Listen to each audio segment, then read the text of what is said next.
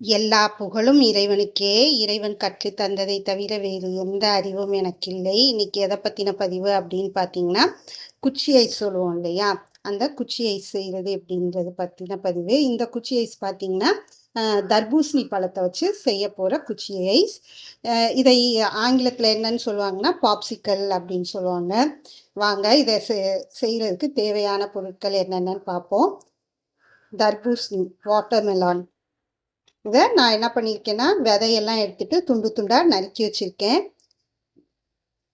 Brown sugar, பழுப்பு சர்க்கரை. நான் என்ன பண்ணியிருக்கேன், வெள்ளை சர்க்கரை பயன்படுத்தாமல் இந்த பழுப்பு சர்க்கரையை பயன்படுத்தியிருக்கேன். லெமன், எலுமிச்சை.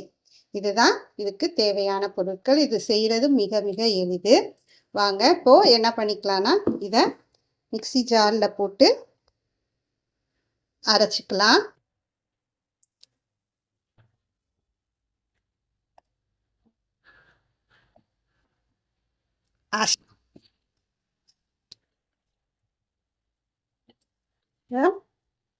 இந்த நறுக்கிய துண்டுகளை என்ன பண்ணுங்க, நறுக்கிட்டு போடுங்க. அப்போதான் திப்பி திப்பியா இருக்காது.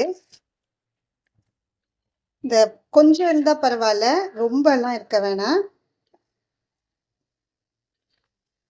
இதை நம்ம வடிகட்ட போறது இல்லை, அப்படியே தான் ஊற்றி இது பண்ண போறோம்.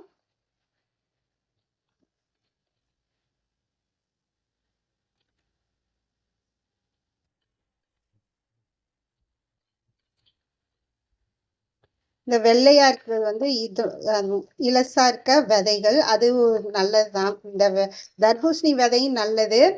ஆனா அது அந்த பட்டை இருக்கு இல்லையா, அதனுடைய அந்த விதையோட தோல், அதனால பசங்க இது பண்ணுவாங்க. அதனால அந்த விதையை எடுத்துடுறது. இப்போ என்ன பண்ணிக்கோங்க, எலுமிச்சம்பழம் புழிஞ்சு விட்டுக்கோங்க.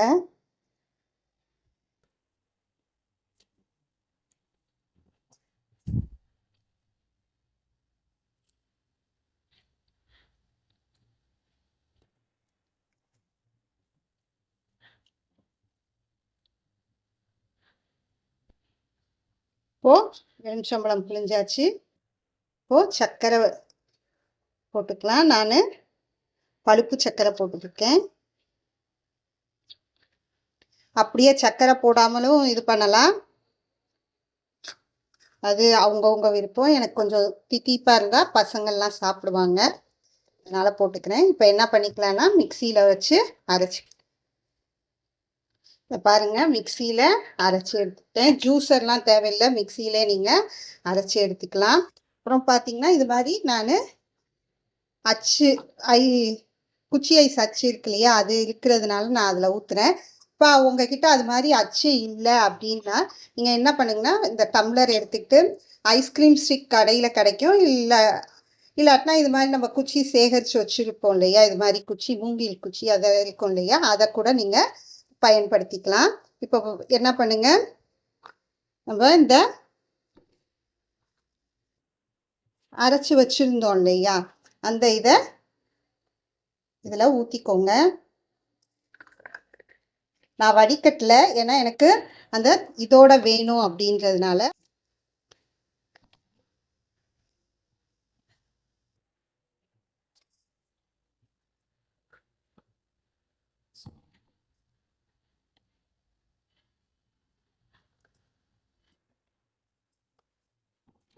இது கொஞ்சம் உடஞ்சிட்டதுக்கப்புறம் அப்படி வைக்கலாம்.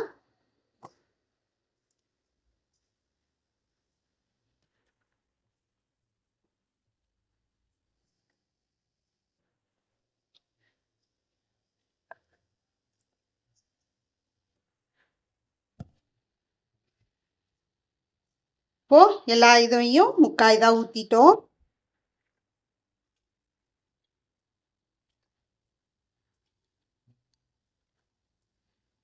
இப்போ இந்த குச்சி மாதிரி இருக்கிற இதை வச்சு மூடிடுவோம்.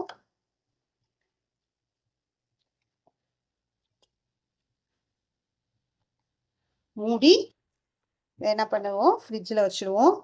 உரையிறதுக்கு. இதை பாருங்கள், நான் இப்போது ஃப்ரீசரில் வைக்கிறேன், ஃப்ரிட்ஜில் வைக்கல, ஃப்ரீசரில் வச்சிடுறேன்.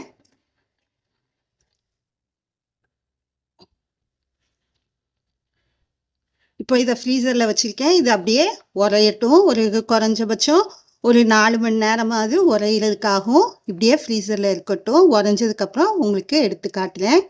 இப்போது நம்ம தர்பூசணி ஐஸ், குச்சி ஐஸ் செஞ்சோம் இல்லையா, அதை ஃப்ரீசர்லேருந்து எடுக்க போகிறோம். எப்படி இருக்குன்னு பார்க்க போகிறோம். பாருங்கள், ஃப்ரீசர்லேருந்து எடுக்கிறேன். வாங்க எப்படி வந்துட்டு பார்ப்போம்.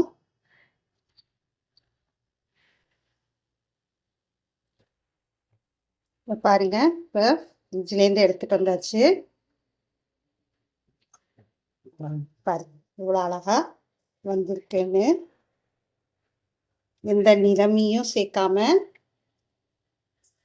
எந்த கெமிக்கலும் இல்லாமல் இயற்கையான ஒரு குச்சி ஐஸ் செஞ்சுருக்கோம். எப்படி அழகா வந்திருக்குன்னு பாருங்க.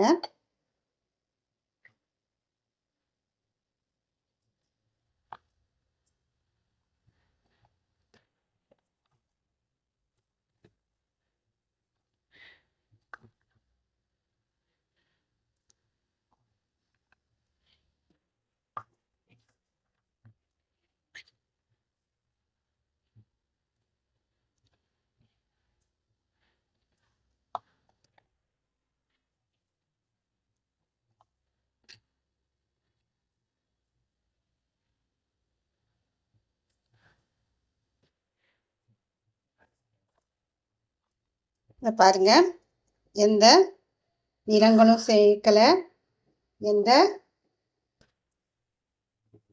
கெமிக்கலும் சேர்க்கலை. இயற்கையாகவே அப்படியே என்ன பண்ணோம், தர்பூசு பழுப்பு சர்க்கரை, எலுமிச்சம்பழம் போட்டு மிக்சியில் அடித்து ஊற்றி வச்சோம். நமக்கு ஆரோக்கியமான ஒரு குச்சி ஐஸ் கிடச்சிருச்சு. இதே மாதிரி நீங்களும் உங்கள் பிள்ளைங்களுக்கு செஞ்சு கொடுத்து மகிழுங்கள். இதை செய்கிறது மிக எளிதுதான். இதை நீங்களும் உங்கள் பிள்ளைகளுக்கு செய்து கொடுத்து மகிழுங்கள்.